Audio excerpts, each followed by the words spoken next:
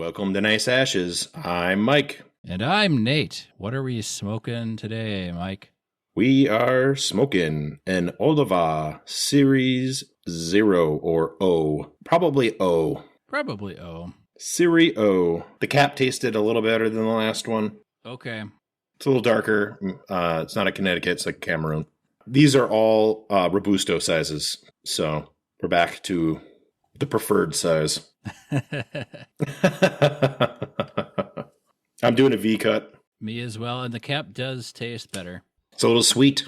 Medium-bodied and sweet, in my opinion. Yeah, it is. It is a bit sweet. I like it. Thus far, anyway. Yeah, initial impression. What are you pairing it with? I am pairing it with, surprise, surprise, a Stella Artois. There we go. How about you? Oh, I'm mixing it up. I'm doing a Johnny Walker Black and a Michelob Ultra. Hey, there you go. Yeah. So I figured after the last one, I was like, oh, maybe a shitty light beer will do the trick.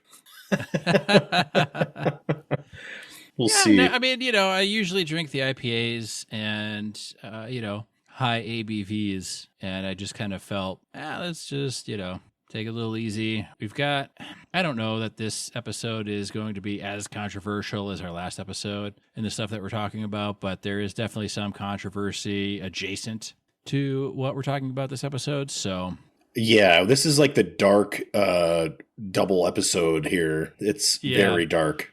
I would say that content-wise, this is a lot more darker. Yeah. Less controversial, but darker. Yeah. So what are we talking about this episode, Mike? We are going to talk about The Sound of Freedom, which is apparently a very controversial movie that came out over the summer. Yep. And it made a ton of money. Did you bring up the box office? No, but I know that they did a big campaign of pay it forward. So they would get people to go see it in theaters, and they would say, if you like the movie, buy a ticket for somebody else. And so they kind of cultivated this community of people who like the movie, I guess. Yes. Let's see. I'm looking at the box office, trying to find it. It made $238.5 million. There you go. Against a $14.5 million budget. So it was a very successful film. Yes. And I had wanted to see it even before the controversy came out, I guess. But my dad, we were spending time with him a while back, and he said, have you guys seen Sound of Freedom yet? It's an excellent movie. And I guess we're going to do a movie review, and then we're going to kind of get into some of the controversy surrounding it, I suppose. Sure. Plot synopsis. I will do the plot synopsis because I initially heard it was a vigilante superhero movie. People were criticizing it. And so I didn't know what to expect going into it. Well, it's based kind of on a true story. It is a cop drama based loosely on a true story surrounding human trafficking in South and Central America to the United States. Mostly child sex trafficking. Mostly child sex trafficking, yes. It reminded me of Black Rain, which is from the 80s. Have you ever seen that movie? Nate? I don't think I've seen that one yet. I know it's on my watch list. Okay. That is a cop drama with an American cop in Japan surrounding the Yakuza. And this is a cop drama with an American cop in Central and South America. So it's similar themes. It reminds me of the cop dramas with the T word involved made in the 2000s, the earlier 2000s, It's perfectly adequate. The acting is good. The casting is good. The script was fine. It's a perfectly adequate blockbuster-ish style drama, cop drama. Yeah, I guess. So you wanted to do you want to do the plot synopsis then? Or is that your plot synopsis? That's my plot synopsis. I mean, we'll get into the details as we go, but I wanted to open it up. It is not a superhero movie. It is not a political movie. It's a cop drama movie with child trafficking as the crux. And it's half Spanish, so you got to turn the subtitles on, and it's perfectly adequate. I guess off the bat, my dad was like, "It's an excellent film." Well, I gave it a 6 out of 10. It's fine. I guess if you want this movie, just watch Taken, just the first one. It's shorter runtime, much more action, and it doesn't have weird, overt religious overtones. But basically, this movie is based on Tim Ballard's career loosely because so he works for, I think, the Department of Homeland Security. He rescues one child who has a sister that's still in captivity, I guess, is what you would call it, or yes, something. And so he then quits his job to go and just spend time down in South Central America somewhere looking for the sister. And then that's kind of it. And the true story is Tim Ballard never left American soil to go and mano a mano fight a sex trafficking kingpin fisticuff style to rescue a little girl. But it's a Hollywoodization of a true story. I do not have any problem with that. Oh no, I don't have any problem with it either, except that some people were saying, well, he really did quit his job, and he really went down there and saved her. And it's like, he did not, though. It's some copium. I like Bloodsport. I don't think that Frank Dukes actually went and fought in the Kumite. Okay, but the movie is perfectly adequate. You and I know. So. I think it's fine as how it goes. It's a decent movie. And you might like it more if, let's say, you are a Christian, because there's a scene, and I always thought this person was you, Mike, because he always had a cigar in his mouth. Yes. But when he goes down to South America, and he meets this person who did time and was part of a gang or something, I don't know. And then now he's buying kids to set them free. So he's kind of the Oscar Schindler of this movie, and I guess that was kind of one of the first scenes where I was like, okay, the writing is a little off because, well, one, Edmond Dantes, I'm sorry, Jim Caviezel. Caviezel. I don't know what the fuck. Edmond Dantes. Yes. He's down there somehow. No, he plays Tim Ballard, and he's like, oh, hey, wife, whatever his wife's name was. I guess here on the credits it was Catherine or something, but he's like, hey, wife, I'm going to go down. I got to go save this kid. And she's like, that sounds great. And so he does. And I'm like, that's not how that conversation would have gone ever. There's not a relationship on the planet that conversation would be that. Right. You know what I mean? So it was highly unrealistic. And then he's like sending his wife like a text message from a tent in the middle of bumfuck nowhere. One, you're not going to have cell reception. And then two, well, satellite phone. It's a satellite phone. Okay, fine. And then two, like her response was, I feel like she's our daughter. And they did that a lot. That was a very common trope in this film was, what if it was your child? And then that overrode all logic in the movie, right? That was the trump card in this movie was, what if it was your child? Don't get me wrong. It was a Hollywood cop drama. Child sex trafficking is terrible. And I was uncomfortable for a good portion of at least the very beginning when they were getting into all that stuff. And that one guy played a really good, creepy sex trafficking person.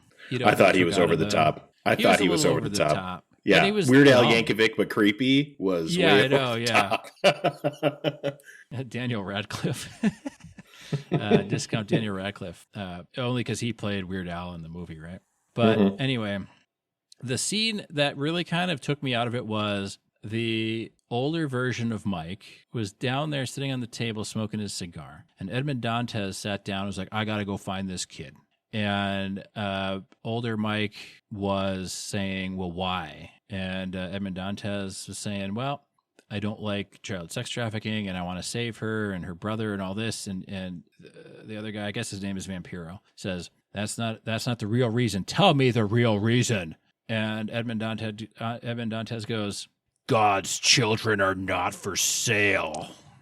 And then there was like 13 hallelujahs and stuff from the church congregation. I didn't think it was that over the top. I'm not as sensitive to that as you are.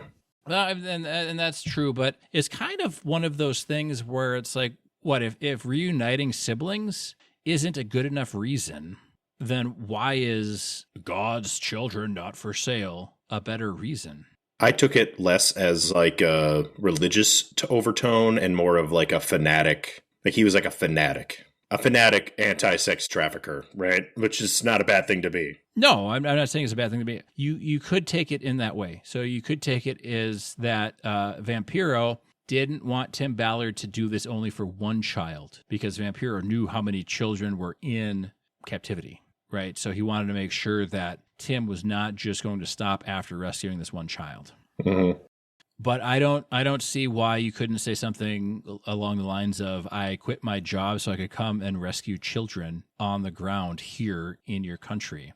Why wouldn't that have been as good? Or why were all of his other reasons not valid? You know what I mean? Like if he would have said something like, you want to reunite the brother and sister, and what else? No child is for sale, or even the same line. But it kind of came off as like, well, that's not quite a valid reason either. But if that's the one you're going to accept, I guess the movie's got a movie. You know what I mean? Well, I think it was supposed to be a more badass line to hit with the movie-going public. Well, obviously, yeah. But, and that's part of the thing is you put these lines in and you want it to be as iconic as I'll be back or, 1.21 gigawatts or anything. You know what I mean? It felt, in my mind, it felt a little forced, but also, I kind of knew that Jim said his greatest honor in life was portraying Jesus in Mel Gibson's anti-Jewish film, The Passion of Christ. I never watched it. That's probably never watched it. Yeah. So, it was just some of that stuff where it's like the relationship between Tim Ballard and his wife in this film felt like she was always 1,000% behind him. And I guess I appreciate not bogging down a slightly over 2-hour-long movie with household domestic drama, but it kind of took away from some of the realism. I did not consider the film to be super realistic. Man, I'm not saying it's super. I'm just saying, and this is probably just another Nateism, right? Like the training room having the dining room table in the floor and the caramel apple salesman in Hocus Pocus 2. It's just one of those things where it kind of broke the reality of the film. Like, I'm fine with films setting up their own reality, but if you're not going to have the wife put up any fuss, and I know Tim Ballard in real life has like 9 kids. 2 of them are adopted or something, but still, that's a fuck ton of kids. Oh, and they showed that he had like a brood. He had a fucking hockey team. Oh, yeah, for sure. But I mean, if you're not going to have the wife put up any kind of fuss whatsoever, don't even include those scenes then. You know what I mean? It's just it just adds runtime for no reason, or just do it once and say, "Oh, yep, this is going to put a strain on our family, but you know what? This is important to me too. I'll figure it out, and then that's it. We never have to see her again. We don't need the text messages. We don't need to be constantly reminded he's a family man. He's got 9 kids for fuck's sake. We know he's a family man. Right? No, I thought it was perfectly adequate. It grossed more than Indiana Jones. That's better than Indiana Jones, honestly. I haven't watched Indiana Jones, but I mean, having watched Barbie, it's not as good as Barbie. No. But it's better than most everything else I've seen this year that's new. Better than Ahsoka. Oh, God. I took a dump the other day that was better than Ahsoka. So it's worth a watch if you want to watch a cop drama about sex trafficking. It's worth a watch. It's depressing and uncomfortable at times, for sure. At least the beginning part of the movie, for sure. Yeah, especially when they're pulling up like the files and things. And I still couldn't get over the fact that dad brought his 2 kids to this like dance or beauty competition thing in this fucking rundown hotel. Yeah. And the woman was like, "Oh no, you can come back at 7 tonight and pick them up." And then he just was like, "Okay," and left. Right. And it's like, well, that's the number one way to get your kids in sex trafficking is to just leave them with some random person in a hotel room, of all places. No, you're not even in a conference room of the hotel. It's a hotel room. Yes. I did like that they spliced in images of children being taken or videos. I shouldn't say I liked it. That's not the right way to put it. It was disturbing. It was effective. It was very effective. And then at the end of the movie, they showed images from the raids and videos from the raids that they showed in the film. I liked that. I was like, again, I don't like it, but it was very effective and it was impactful to the story. That was some good filmmaking. Disturbing. It was think disturbing. I didn't think the script was the greatest script of all time. I didn't think the acting was the greatest acting of all time. There are definitely tense moments, but I don't think it's going to stand up against other films in terms of becoming a classic, or it's not. It's not going to be a classic. Hard, it's better than Guardians of the Galaxy 3. It's better than Ant-Man. It's better than a lot of the movies that are coming out. Modern, but significantly better. I mean, I watched the whole thing and I was focused on it 100% the whole time. I was too. Like I said, there's just a couple scenes where I was like, oh, that was kind of, jarring in terms of kind of popping me out of the realism that this movie is trying to set up, because they've got the very dark and gritty child sex trafficking, and then they cut to like super supportive wife who has no qualms about, oh, you're not going to have a pension and you're just going to go down to South America. Hey, that's cool. Like, when are you going to be back? You don't know? Hey, that's fine with me too. Whatever. I can totally watch 9 kids. Not a big deal. Go for it. Yeah, let's engage in this hyper irresponsible, highly dangerous action that you're about to do. Yeah. Like, and she never once said, well, what if you die? Like, what if you die? As he's going and sneaking into the gang lords base camp, and they all have automatic weapons, and they're the most inept people on the planet because they're all drunk and sleeping all the time. But, right. So there were some things where I was just kind of like, but by and large, it's a decent film.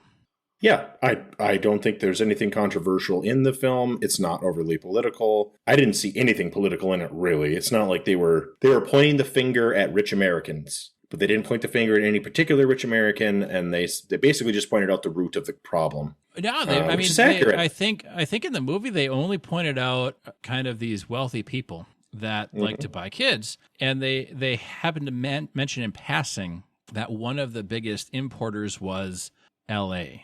in a list of other cities, right, that weren't in America. That was the only American city they mentioned. L.A. makes sense because it's a border town, or close enough to the border to be kind of a hub. Yeah. So I didn't feel like it was overtly anything in that sense. It wasn't saying, and this might be where we get into some of the controversy around the people involved in making the film, but it wasn't, the movie itself was not spouting any conspiracy theories whatsoever. It seemed to be fairly fact-driven outside of, the regular Hollywood embellishments on Tim Ballard did not really go down and punch out a gang leader to save a child. Yeah, it is typical fantasy elements. And he even came out and said that never happened, and they took it and embellished it. So he's not even trying to, he's trying to downplay how good the movie makes him look, I guess. Yeah, it's a movie. It's not a biography. Yeah, it's not a documentary. It's not a documentary. It's supposed to be exciting, and it was engaging and entertaining. So yeah, disturbing at times. Huge for sure. Fan of the musical score throughout the thing. To be I honest. didn't even notice the music. Yeah, I mean, it was largely forgettable, but it had a lot of those kind of like ooh and ah, kind of like hymn choruses, which I'm sure they did for a reason, but. Yeah, it's a low-budget movie. And relatively low-budget. Tim Ballard's a Mormon, so they probably got the Mormon Tabernacle Choir or some shit to do it. Who knows? But right. And Mormonism is not at all implicated in child sex trafficking or anything like that, right? Not according to the film. Right. So, the controversies. Tell me when I'm wrong. Well, okay, yeah. Tell me when I'm wrong. Jim Caviezel is a controversial political character. He is a QAnoner, and he has publicly made some controversial statements.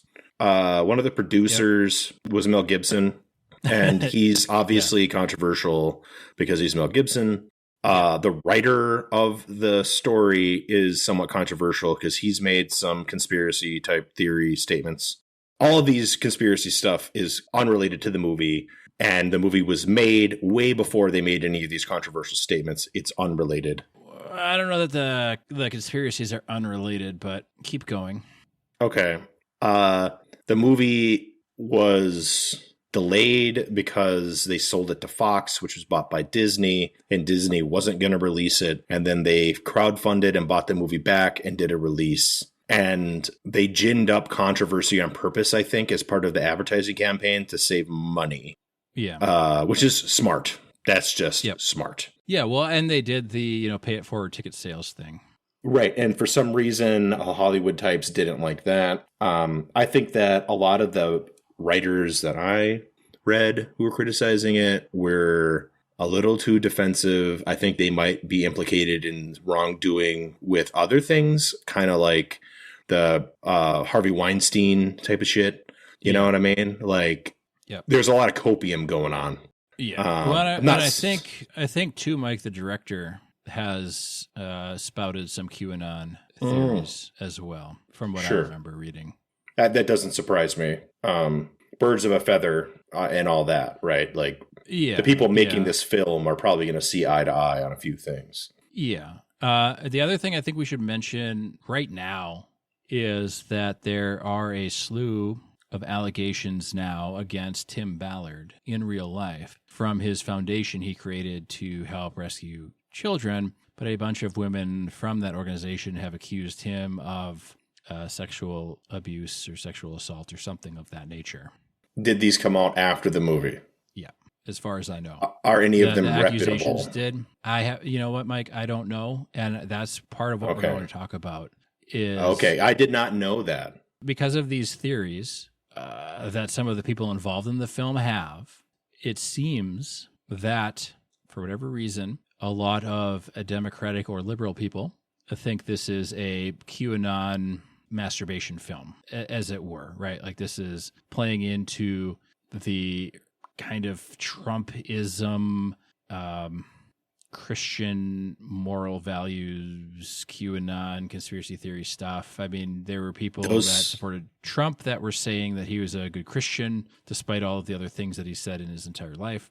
And I think that a lot of that played into part, and the people that are saying this film is controversial are the people that can't distinguish the person from the art, or the people involved in making the art from the art. Right. And then you also think, well, because they said that, of course, all of the conservative Christian people are going to go and see it and like it. And it definitely doesn't not appeal to the Christian conservatives. I mean, even the one scene I told you about with God's children are not for sale. Like, that's something a pastor says on a Sunday morning, you know. And you took it a different way, and I took it a different way. And I think if you're going in as a conservative Christian, you're going to take it a different way, like a third secret way. And for sure. You know, and so the one QAnon theory that I saw referenced to this movie was QAnon theory is that the world, or America or whatever, is run by a ring of pedophiles who control everything. But that wasn't mentioned in the movie, so I don't, you know.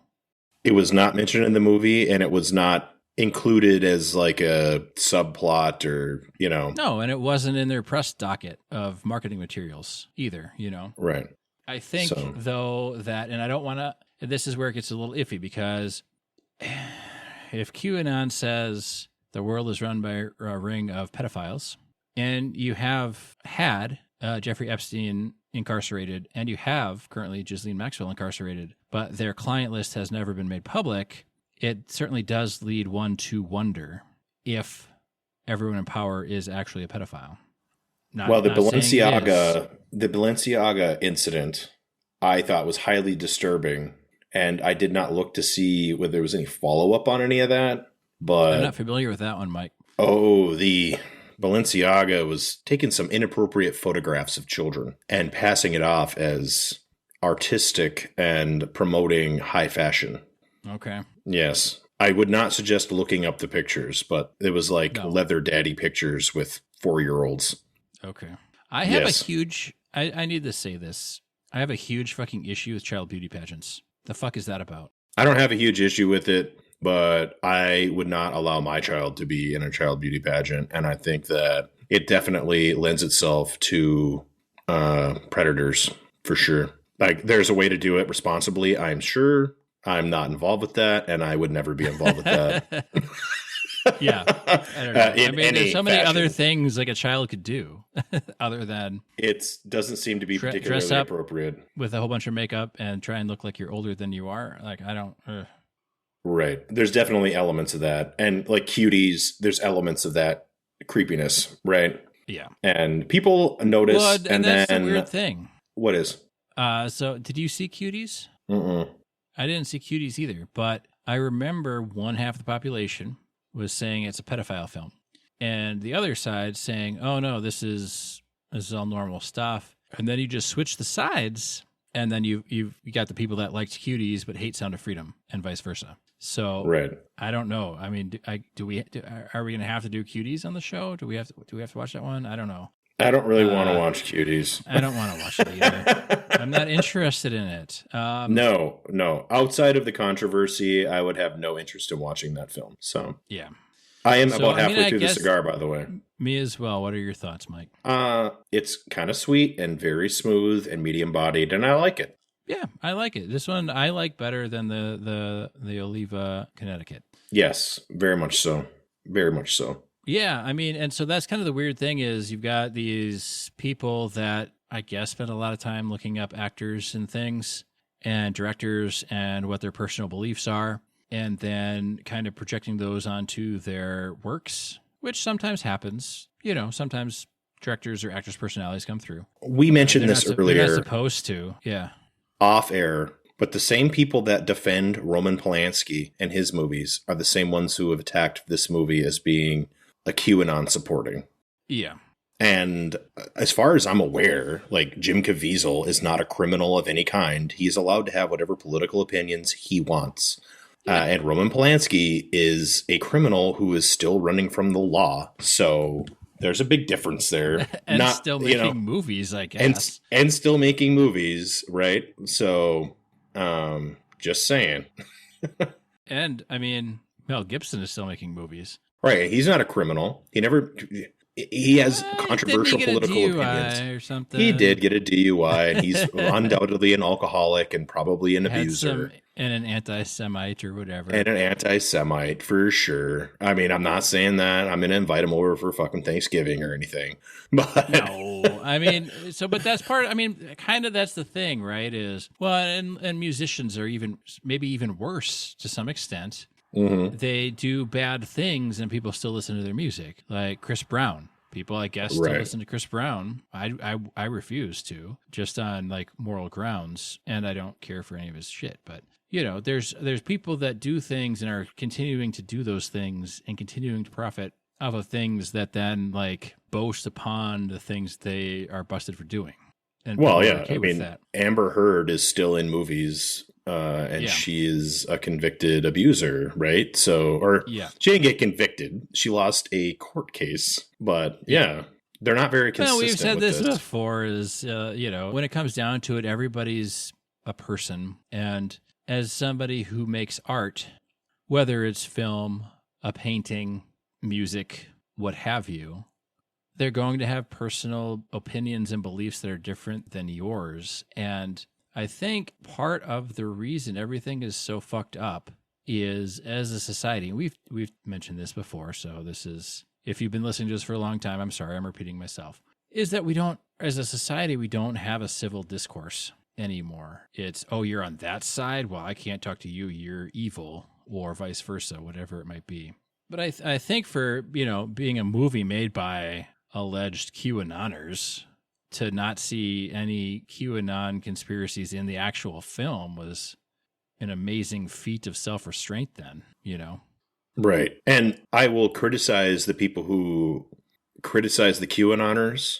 I mean, QAnon is ridiculous, right? The concept of like some Q clearance special agent who's releasing information, blah, blah, blah, and they have the inside track of what's really going on, blah, blah, blah. It's ridiculous. But some of the stuff that they are saying is likely true and is backed up with evidence like Jeffrey Epstein and Henry Weinstein, Weinstein. And all we need to say about that is there's a reason the Epstein client list hasn't been made public yet. Right.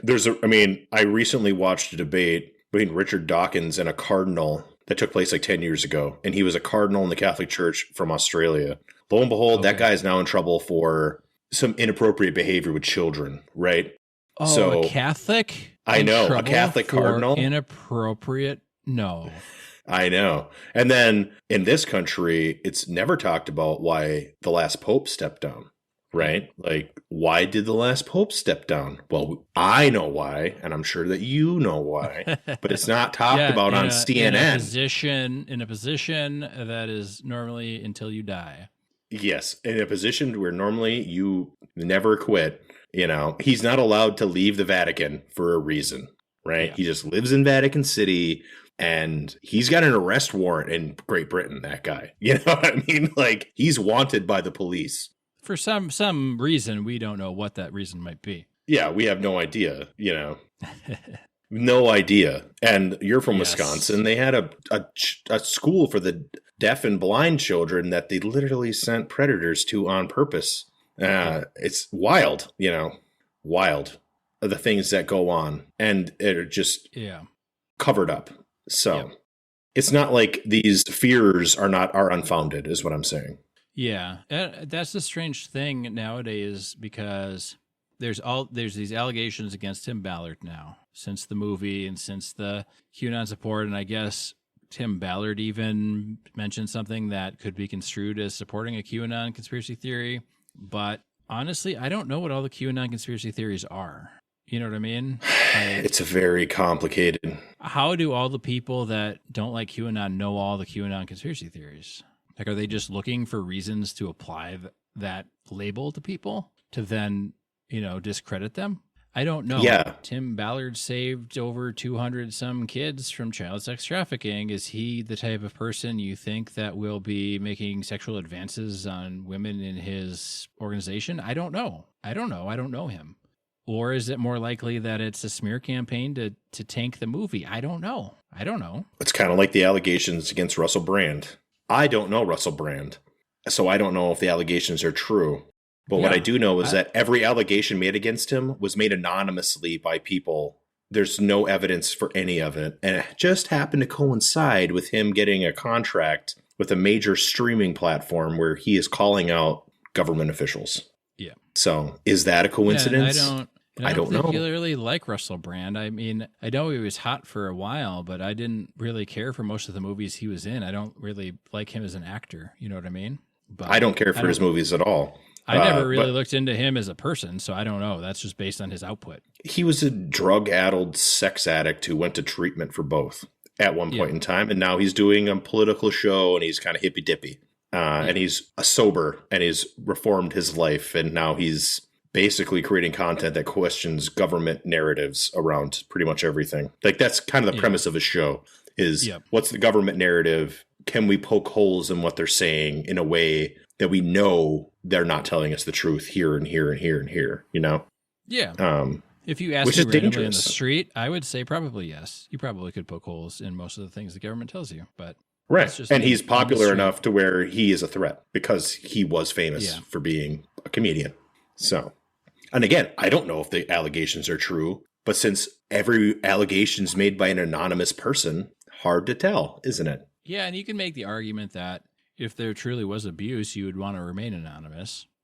Mm-hmm. So he wouldn't take retribution or something or whatnot, but also I don't know, I mean, that's definitely a possibility. I don't know. I mean, that's the whole thing is like, you don't know, and you likely nobody will ever know. And the thing is that it doesn't matter anymore because they're all doing, and this goes back to our last episode, our previous episode, is nowadays it almost doesn't matter because they can do the Fauci. They can come out before anything's been decided, anything's been confirmed by a court of law, and they can make these allegations, ruin people's reputations, get them canceled or get them blacklisted from media or from their livelihoods. Then they maybe get exonerated later, vindicated, what have you, and it's been proven that that was all fabricated against them. But nobody runs the story on that. Right. Look at Marilyn Manson. They're already down to tearing down the next person. So, did you know that the allegations against Marilyn Manson were dropped and that the woman who made them admitted? Yeah, she admitted that they were lies, but that didn't, he lost, I'm sure, millions of dollars. Yeah. I don't know of a political reason for those allegations, by the way. I don't know. So, I mean, that's the weird thing is you say one wrong thing and that's kind of it, Who knows? It could have been anything. Right. Well, we're entering a different epidemic period where there's a lot of stats being generated that middle management male managers are not spending alone time with lower level female employees, and it's hurting their careers potentially. Yeah. And that's a problem for those women. They didn't do anything wrong. Yeah. Well, and it's, it's a weird time because a lot of things that were normal and fine in the 90s and early 2000s are no longer normal and fine. And I'm not saying everything from the 90s and early 2000s was fantastic or great or free from criticism, but we're getting into an era that is hypersensitive, and people are more apt, and I'm not saying this is wrong, but people are more apt to think twice before doing any single thing with the thought of, how does this open me up to liability? If I mentor a female subordinate, does this open me up to liability? If I mentor even a male subordinate, does this open me up to liability? If I mentor anybody, does this open me up to liability? And you're losing a transfer of wisdom, a transfer of knowledge. For sure. For sure you are. But we're in a weird place. We're in a weird place. We're in a very weird place. And you got to mix in AI too. Yeah. I can show you a little document that I received recently about the limitations of AI and what you are and are not allowed to use it for. Okay. In the workplace. It's very interesting. We're entering a very strange space. Yeah. Well, and I've seen those things, and I think we'll do an episode on AI later, but I've seen things where you can kind of trick AI into giving you answers that it should not be giving you, or it's been programmed not to give you. Oh, sure. So then it kind of raises the question: is it truly AI? Because not yet. Not yet. But it's funny because they're calling those little two-wheeled scooter boards. They're calling them hover boards, but they're not hovering; they're on wheels. Right. So it's weird with the things people call things. Well, yeah, and I truly think, and this maybe is conspiratorial of me, I think a lot of the finger pointing about this movie is trying to point the finger away from them because they're implicated in wrongdoing, not wrongdoing related to sex trafficking, but other wrongdoing. So if the focus is on somebody else's wrongdoing, then it's not on my wrongdoing. All the people that knew about what was going on with Weinstein, none of those people have come to account. Right? Did Kevin Smith know what was going on? Did Quentin Tarantino know what was going on? How many of these people knew exactly what was happening? How many people are doing that exact thing that just aren't in the public eye? Yeah. Well, and the other thing too, and it gets a little more complicated with, I guess, Weinstein, because he was in a position of power that could greenlight or shelve your project. So even if you knew what was going on, are you motivated to not work with him or turn him in? Or are you motivated to maybe look the other way? Not saying you approve of what he's doing, but if you have something you want to get made, so it gets even muddier when you try and break down individual motivations of things. For sure. And that's I'm what not I'm trying to saying. say I know. I'm just trying to spell it out a little. Yeah. I'm not saying that they're directly doing anything wrong, but they could be implicated in wrongdoing. Is this, journalist doing anything wrong? Probably not. Do they know of some wrongdoing that's going on at the workplace that they're not exposing and maybe later will become tangled up in it? Maybe so. And I know that for a while it was conflated that this was like a systemic issue. And I don't think it is. I think it's very correlated with things like the entertainment industry, where there's not a lot of professionalism in that industry. It's been a long-standing practice to be abusive. It's not an engineering firm, right? Yeah. I don't imagine there's a lot of weird shit going on at engineering firms. I mean, I'm sure there is, but I'm sure there's probably not child sex trafficking. Yeah, it's probably not systemic in the same way that it is in Hollywood and in journalism and in politics. So, and we know that politicians are scummy. Yeah. Yes, indeed. So yeah, I mean, I don't know. It was a fine movie. It kept my attention. I think in the long run, though, it's going to be largely forgotten because it had a few issues: pacing, script, acting, whatever. I mean, it was fine. It's a perfectly adequate popcorn movie if you like cop dramas, and a lot of people really do. Yeah. Not much different than an NCIS episode. No, not really. Yeah. Not really. And this is the most popular show on TV for years. So if you're into that, I am not particularly into that, but yeah, I mean, I'm not. Like I said, I think the other comparison is Taken, and that's a completely fictional. That's not even based on anything real, I guess, but. And that's a lot more action based. Yeah, and that's more action. It's not really a drama, and this is more of a drama, and then there's kind of a little fight scene, and there's definitely tense moments, for sure. And I don't know, I guess, Mike, how did you feel with Vampiro kind of confessing that he slept with a 14-year-old? I mean, it all played into the story, right? He's a scumbag who turned against the lifestyle. Yeah. Right. Which is common in drug enforcement and in everything else, right? You have to have informants. So this guy was involved with the drug trade and all the things that go associated with that. But this isn't about the drug trade. This is about trafficking. So that's what he's up and into. And he was the contact man for all these guys who, like, one of the baddies was a drug trafficker whose side gig was human trafficking. Yeah. He's not a full-time human trafficker. It's just one of the many illegal businesses that he's involved with. Yeah. And some of them, like, it was interesting because some of them were into, like, the weird stuff, and some of them were just there purely for business. Yeah. So, yeah. It even showed a sympathetic eye to some of these traffickers who felt uncomfortable with what they were doing, but they still wanted to make the money. Yeah. So they're not universally, like, creepos. They're just business people involved in illegal industry. Yeah, I mean, I guess, like, you could take that either way as an audience member, right? Like, normally you would think, well, anybody involved with that whatsoever is evil. And it's true, probably, right? Anybody involved in child sex trafficking is evil. But I guess it was nice that they showed the range where some were way more comfortable with it. Like that one guy, Bulldog, or whatever his name was, who took the little boy out and was going to do stuff with him. And then Edmond Dantes wanted to go stop him. But he had to play character, so he had to be like, no, this boy's mine or something. And then there were other ones that were kind of uncomfortable, but like, well, it's still going to make me rich. So, and it kind of goes back to what we were talking about last episode, where you were saying that the more wealth somebody has, the more likely they are to want more wealth. And everybody else that's poor or less well off than them is just kind of a thing and not really a person. Right.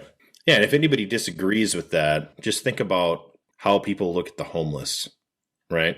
I know people that look at the homeless like not very well, like subhuman for sure.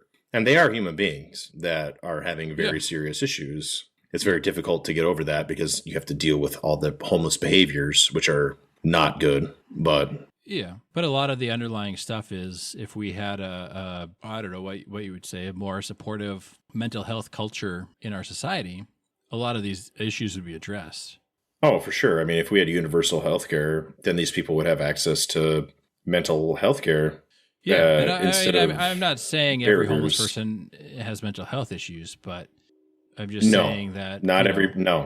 According to the federal government, 40% have full-time jobs.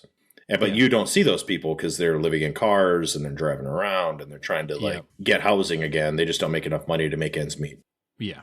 Yeah. They're not living in the camps causing a ruckus. Yeah. So, but I feel like a fair number of them, and I don't know any stats, so it could just be me talking out of my ass, but I feel like a fair number of people that struggle and have trouble keeping jobs. Jobs aren't really designed anymore to be kept.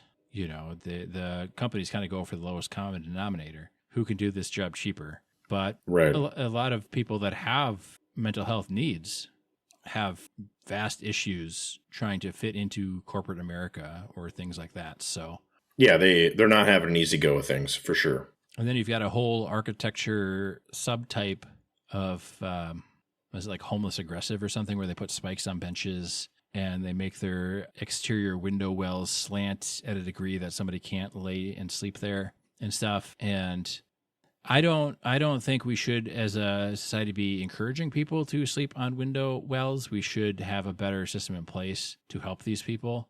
But I also don't think we need to be doing hostile architecture either.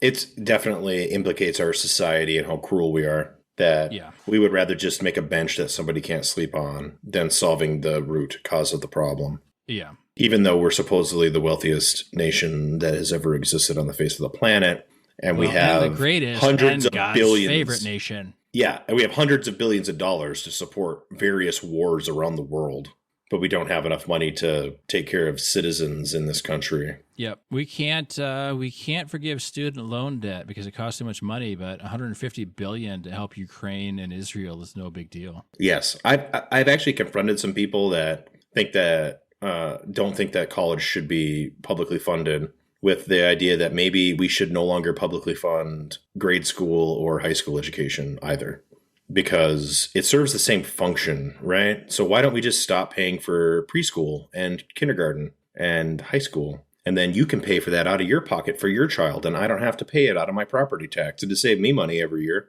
right? So yeah, people don't seem to like that argument. They don't seem to like that very much when you say, yeah, why don't you just pay, whatever it costs to hire a teacher and a building and everything else out of your own pocket. Yeah. Do you see what they're doing in Oregon? Mm-mm. They have removed reading, writing, and math requirements for students of color to graduate. You're fucking joking me. Absolutely not. Isn't that what used to be called the soft was the bigotry of low expectations, right? The soft bigotry of low expectations. Yeah, you would think. So it says here, and this is OregonLive.com, Oregon high school students won't have to prove basic mastery of reading, writing, or math to graduate from high school until at least 2029. The State Board of Education decided unanimously to extend the pause on the controversial graduation requirement that began in 2020. So they're saying basically that they are suspending those graduation requirements because those graduation requirements are discriminatory against minority students. Yeah, don't solve the root of the issue. I'm guessing there's some schools out there that are seriously underfunded for the needs of the students. Yeah, I mean, there's something. I don't know. I mean, I'm not a educational professional or whatever, what have you, but I have never seen anything in my life that says making the requirements easier for one group of people makes them better later on. Right. Or more able to compete or more able to sustain themselves later on.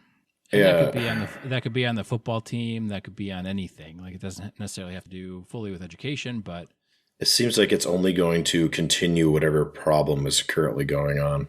And probably make that problem even worse. Possibly. But we don't have serious and honest conversations about things anymore in this country, seemingly. At times. No, and we don't have, what do you call it, respectful discord or something like that, where you and I can disagree on the one scene in Sound of Freedom where he says, God's kids are not for sale or whatever. And I took it in a religious, rah-rah, God loves us. And you took it in a general kind of, no kids are for sale and like not on my watch kind of thing. But we're not name calling each other. Right. And I mean, this is a very small, it's a one little line in a movie for entertainment. But you have people that get worked up about football games. So, Well, we talked about this in an earlier episode, and I'm sure people are tired of hearing about it because it's in the news everywhere. But we're not having an honest discourse about why we have, for example, women's sports. Why do women's sports exist? Yeah. Fundamentally, why do women's sports exist? Why does Title IX exist? Right? It's to protect women because women cannot compete against men in sports. That's why. So if we're going to allow that to weaken, then all we're doing is taking away the protection that was there put in the first place because we were in a position where women weren't participating in sports. Yeah. So we're just going backwards, basically. Yeah. Well, and I think a big thing is you can't really litigate equality. You can when it comes to the letter of the law and having equal access of opportunity. But you can't when it comes to social beliefs. Yeah, you have to change, like you said, the underlying beliefs and the things and why we don't have more respectful discord on TV. Why are and this is why I don't watch news. The main reason is they repeat everything every 15 minutes or 30 minutes or whatever it is. But the other reason is anytime you watch any kind of news, they're always arguing and yelling at one another. And that's what's being modeled to everybody in the country that watches the news. Why can't you model civil discourse? Why can't you model that? because the ratings aren't as good, probably, but they're perpetuating the issue. They see people on TV yelling at one another, and then their neighbor does something that they don't understand, and well, I'm going to yell at them. Yeah, I'm sure that there's a lot of people that see a flag of whatever variety in their neighbor's yard and get pissed off about it, instead of trying to understand the root of their neighbor's reason for it. As an example, right? As an example. Yeah, that's a reason. That's the main reason I don't have any flags in my yard or yard signs or whatever. I don't either. I don't want the grief, which is, I mean, on one hand, it's kind of sad because it's like, well, you should be able to put whatever you want out and not worry about people targeting you for whatever reason. But then again, I also kind of think like, I don't need to know what neighbor so-and-so thinks about this issue or that issue, unless I'm actually their friend or talk to them, Right. The listeners don't know this, but they're going to find out now. I travel around the state a lot, and I take pictures of interesting things, things that I think that are funny, and I send them to Nate. Yeah. You sent me one, and it took me a long time to figure out because it said Living Waters or something, and I thought it sounded like a church, but it did not look like a church. So I wasn't quite sure what it was. I thought maybe it was like a water treatment plant. Because it had like security fence and security lights and everything, and it was like totally locked. You couldn't get into it unless I guess they opened it for Sunday service. But Yep. Yeah, it was a church. And the funniest part is that right down the street from them is a huge church. Looks like they bought a farm field. They have baseball fields and a kid's playground. And it's like a nice church like I would have went to when I was younger, like a big Catholic church with all the family stuff. And then down the road, they have like the military compound, the prison yard. Yeah, I take pictures of people's vehicles that are all tricked out with crazy nonsense. Yeah, and their yards. I love taking pictures of people's yards when they have the shrines for whatever reason. That's pretty common around here. And Mike's, for any listeners, Mike's favorite flag is the Blue Lives Matter flag. I like the Blue Lives Matter flag when they mix it up with other things that are like not necessarily appropriate. Yeah. That's always the top. Like if I see something that's like racist mixed with the Blue Lives Matter, maybe a Trump flag, I'm like, let's take that. Yeah, it's hilarious. Or like the mixed messages. I love the stuff that's mixed messages. Yeah, and the people don't even realize it. Yeah, they don't really realize that they're sending mixed messages. It's like that they don't tread on me mixed with like the blue line. Yeah, like okay, yeah. Who's gonna tread on you, bro? Yeah, man. Well, I think we're getting pretty close to the end of our sticks, right, Mike? We are. My fingers are burning. Yes. How'd you like it? I like it. I don't, this is one I would definitely smoke again. I don't know that I'm necessarily going to go out and seek it out, but it's not one that I would ever say no to. I'd be more than happy to smoke this one. Yeah, I would recommend it. If you like sweet, medium-bodied cigars, it's definitely a winner. I wouldn't shy away from having it again, for sure. If it was part of a pack, I would say, oh, that's going to be a good one. Yep. I'm not going to buy a box of them. No. But these Olivas, they make the nub series, and those nub cigars are good. And they have the nub nubs. Bushel packs, and everybody, if you have a humidor at home, buy the nub bushel pack, because that's just a great sampler to have. And these Oliva packs, yeah. And any Oliva sampler is going to be good. Yep. So you might not like all of them, but you're going to probably like a majority of them. Right, and I don't think we've had something that's like vile or anything. Like it's not not like a Gurkha where they're really up and down. Yeah. Or like an underground. And people love those damn things. People love those damn things. Yep. We are definitely on the outside of that one. Yeah. But yeah. It's not as good as a Rocky Patel vintage or anything like that, but it's good. Yeah, it's good. So. And I guess it's good that we're kind of on the outside of some of the cigar stuff because we don't have sponsors. We're not being paid for our opinions on any of this stuff. So this is just, I like two just regular people opinions on cigars and movies and books and other things that we sometimes talk about. So right. Yeah, it's and we're all smoking reasonably priced cigars. So for the most part. Every once in a while we do a special stick or whatever, but yeah, and they're always good. Well, so far. Not always, but some are better than others for sure. Yes. So anyway, Sound of Freedom, if you want to watch a cop drama about human trafficking, then it's up your alley. It's perfectly adequate. Yep. I think, there are people out there that say it's absolute rubbish, and there are people out there that say it is excellent. And the reality is somewhere in the middle, but better than average, I would say. So I would watch the Barbie movie first. I recommend watching the Barbie movie. I enjoyed that movie.